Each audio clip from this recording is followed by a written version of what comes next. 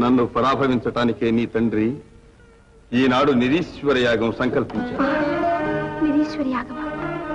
అఖిల లోకేశ్వరులైన మిమ్ము పరాభవించుటక నా తండ్రికి ఈ విపరీత బుద్ధి ఎందుకు జనించింది? వినాశకాలే విపరీత బుద్ధి. నా తండ్రికి వినాశకాలమా? ప్రభు, అతన్ని ఉద్ధరించుటకు మార్గమే లేదా?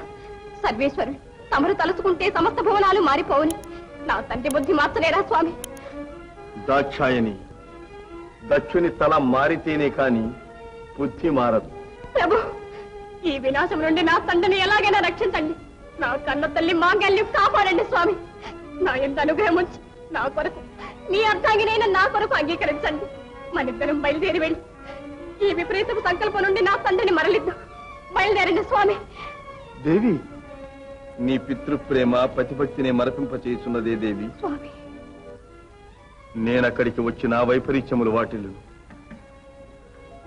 వైరి ఇంట నీ పతి పరాభవించబడటం నీకు సమ్మతమే? లేదు స్వామి, మీరు పరాభవింపబడిన నేను చూడలేను. అట్లేనే మీరు రావలేదు. నేను వెళ్ళి అజ్ఞానంలో ఉన్న నా తండ్రిని రక్షించుకుంటాను. అనుగ్రహించండి స్వామి. భ్రమ, వట్టి భ్రమ. బ్రహ్మ విష్ణువులే చెప్పగా వినని నీ తండ్రి నీవు చెప్పితే వింటాడా? దేవి, ఇప్పుడు నువ్వు వెళ్ళడం మంచిది కాదు. దక్షుడు నా మీది ద్వేషంతో నిన్ను అవమానించవచ్చు. పిలవని పేరంటానికి అయిన వారింటికి వెళ్ళి అవమానించబడటం కన్నా మానధనులకు మరణమే సరండి. బాగా ఆలోచించు స్వామి. నా తల్లిదండ్రులను కాపాడుకునే ప్రయత్నంలో ఎట్టి వైపరీత్యం ఇవ్వండి స్వామి. ప్రభు. సరే. భృంగి, మీ మాతృశ్రీని దక్ష గృహానికి తీసుకుని వెళ్ళు. అనుది. సతీ, వెళ్ళు. ప్రభు, వెళ్ళిరా.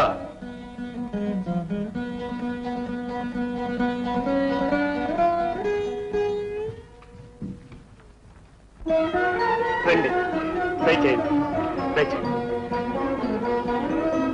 రండి, రండి, దయచేయండి, దయచేయండి. రండి, రండి. స్వాగతం, ఇంద్రాదులకు స్వాగతం.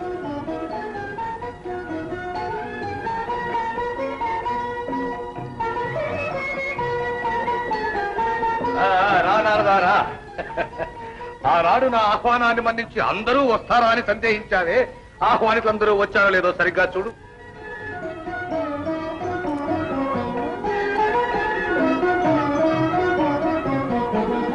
అందరూ వచ్చారు. మరి పూజ్యుడైన బ్రహ్మ విష్ణువు రాలేదే? వారు ఈశ్వర పక్షపాతులు, రాకపోవడమే మంచిది. ఆహ్వానం పంపించకపోతే బాగుండదనే ఉద్దేశంతో పంపించాను గాని వారు రావాలని వాంఛించడం లేదు, రాలేదని చింతించడమూ లేదు. బాగు బాగు. పిలిచినారా అని వారు కొందరుంటే పిలుగుపైన వచ్చేవారు కొందరుంటారు. ఎవరు ఎవరు నారదా? సిగ్గులేని వారు. ఆత్మీయులే. అమ్మని పిలువకపోయినా రక్తబంధువులు రాక మారరు. తన తండ్రి ఇంత శోభాయమానంగా యాగం చేస్తుంటే కనులారా చూడాలని ఏ కన్న కూతురు వాంఛించదు. ఎవరు? సతీదేవి వస్తుందా? అవును. సరే. స్వాగతం, స్వాగతం. దధీచి మహర్షులకు సుస్వాగతం. అమ్మా, కన్నుల విందుగా యాగం జరగబోతుంది. కన్నీరు కరుస్తూ కూర్చున్నావేమ్మా? సతీదేవి రానప్పుడు కన్నీరు కాక నాకు సంతోషం ఎక్కడది. సహోదరి సతీదేవితో సంతోషంగా కాలం గడపాలని కొండంత ఆస్తూ వచ్చాను. నాన్నగారు ఆమెను విలువలేదని విని ఎంతో బాధపడ్డాం. అమ్మా, నువ్వు విచారిస్తున్నావని తెలిస్తే నాన్నగారు బాధపడతారు. రామ్మా, వెళ్దా.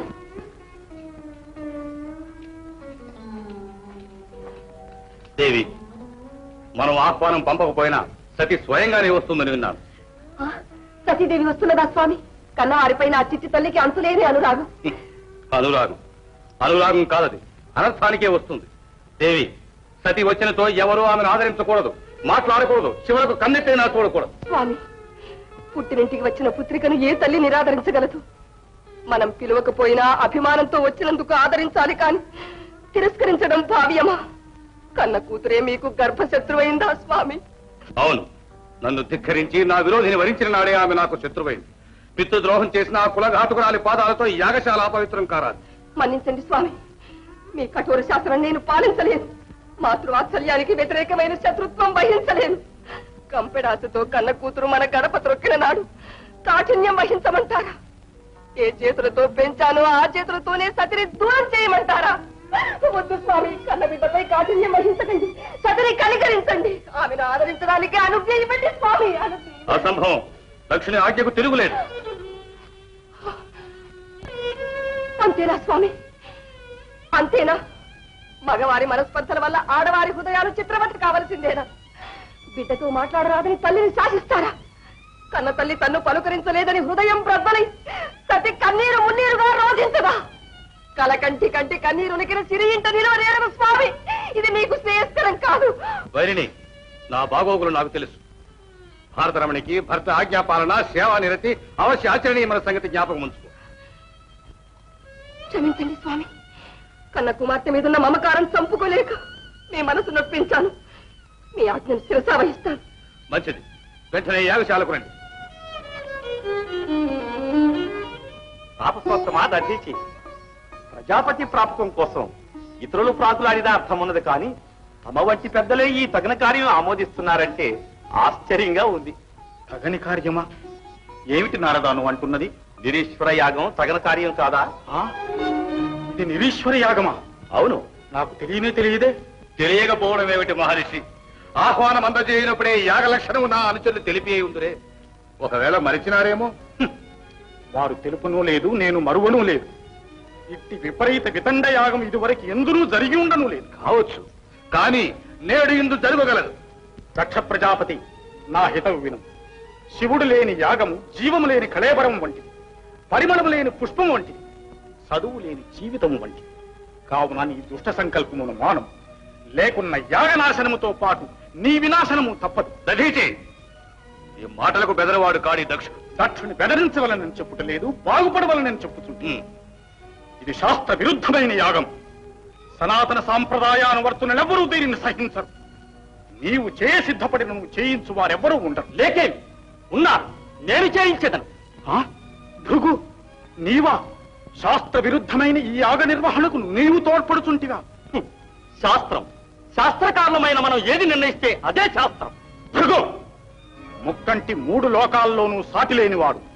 ఆ పాలాక్షుడు పరాభవించటం పాపహేతువు సుమా. బాలభాగమందు నేత్రమున్నంత మాత్రాన ఆ కాటివేడు సాటి లేని వాడైతే పాదముందు నేత్రమున్న ఈ భృగు మహర్షి అంతకన్నా గొప్పవాడే. ఈ త్రినేత్రుని అంగీకారమే చాలు నాకు. ఓహో, ఒక దురహంకారికి మరో అహంకారి సహకారమా? బాగుంది. పులిని చూచి నక్క వాతలు పెట్టుకున్నాను.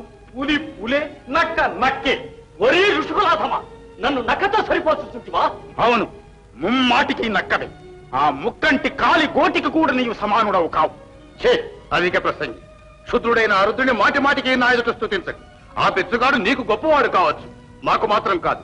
నీకిష్టము నిందుండవచ్చు, లేదా వచ్చే త్రోవను పోవచ్చు. ఓరి నాస్తికాథమా, నీకు హితవు చెప్పుచున్న నన్ను వచ్చిన త్రోవనే బొమ్మను చుంటివా? పోయదను. నీ యజ్ఞ ఫలితమును నీకు తెలిపియే పోయదను. నీ యాగము సర్వనాశనమగును. నందీశ్వరుడు నీ కొసగిన శాపము సఫలమగును. నీ శిరము నరుకబడి హోమగుండమును దహింపబడును. నీవు మేషముఖుండవయ్యదవు కాక. భృగౌ, నీ కన్ను నీ కండకావరము ఒక్కనాడే నిర్మూలమగు కాక. గొప్ప వాచాలుడా! గోవింద మహర్షి, ఆ మూర్ఖునితో మనకేం పని? రోహిణి, రోహిణి, నేను సద్గుర్తించలేదా? తల్లి, ఏమిటి విపరీతం? తోబుట్టిన వారే చెయ్యి విదిలించుకు వెళ్ళిపోయారే, కనీసం కన్నెత్తైనా చూడలేదే. ఈ అవమానం మీ దాసుడు సహించలేడు. ఆజ్ఞాపించండి తల్లి, ఈ ఐశ్వర్య మదోన్నతులను దండిస్తాను. భృంగి, ఆవేశించేందుకు. ఇక్కడేం జరిగినా నీవు సహనం వహించాలి. రోహిణి నన్ను పలుకరించలేదంటే దానికి తగిన కారణం ఉండకపోదు. అదుగో నా మాతృదేవితే వస్తున్నది. ఎవరు పలకరించకపోయినా కన్న తల్లి పలకరించకపోదు. అమ్మా, అమ్మా, ఎన్నాళ్ళకు నిన్ను చూశానమ్మా. ఈ యాగ వార్త విన్నాక ఎప్పుడు మిమ్మల్ని చూస్తానా అని ఉప్పిలోడుతూ వచ్చాను. అమ్మా, ఏమిటిది? నాన్నగారితో పాటు నువ్వు కూడా మారిపోయావా? నవనీత కోమలమైన నీ హృదయం కూడా పాషాణమైందా? ఎట్టేడకో పుట్టినింటికి వచ్చిన పుత్రికకు ఇదా నువ్వు చూపే ఆదరణ? మాట్లాడవే అమ్మా. అమ్మా, నా రాక నీకు సంతోషదాయకం కాదు. నువ్వు పొమ్మంటే తక్షణం పోతాను. చెప్పమ్మా, చెప్పు.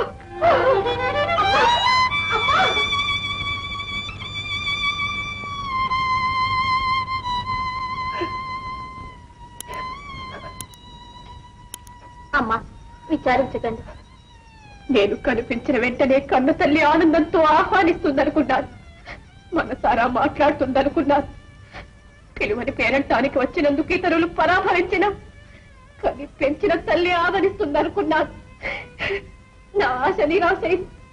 కన్న తల్లి నిరాదరించినప్పుడు ఇక గత్యంతరం ఏముందమ్మా? పదండి తల్లి, కైలాసానికి పోదాం. కాదు బృంగి, కాదు.